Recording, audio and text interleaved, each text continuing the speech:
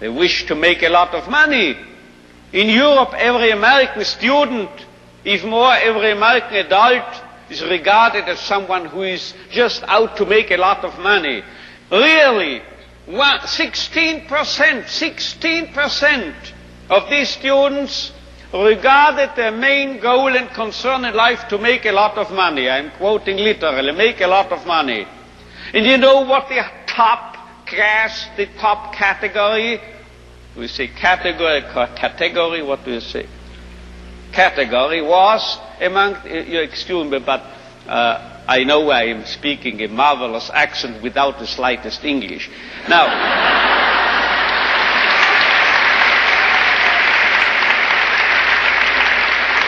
you know what the top category was? 78% of these American youngsters were concerned, as they expressed it themselves, with finding a meaning and purpose in their lives. So this is a realistic view on man. And you know, you won't believe it, gray hair, my age, I started taking flying lessons recently. Do you know what my flying instructor told me? If you are starting here, wish to get here, say east, heading for this, and you have a crosswind, you will drift and you will land here. So you have to do what we pilots call crabbing, he told me, C-R-A-B, crabbing. You have to head for north of this airfield, and you have to fly that way, you see, as if you headed in this direction. If you are heading here above this airfield, then you will actually land here. But if you head for here, you are landing here. This holds also for man, I would say. If we take man as he really is, we make him worse. But if we overestimate him,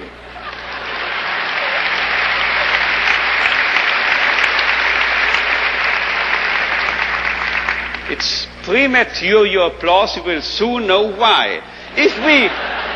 If we seem to be idealists and are overrating man, and looking at him that high, here above, you know what happens? We promote him to what he really can be. So we have to be idealists in a way, because then we'll wind up as the real realists. And you know who has said this? If we take man as he is, we make him worse. But if we take man as he should be, we make him capable of becoming what he can be. This was not my flight instructor, this was not me, this was Goethe. He said this verbally. And now you will understand why I, in one of my writings, once said, this is the most apt maxim and motto for any psychotherapeutic activity.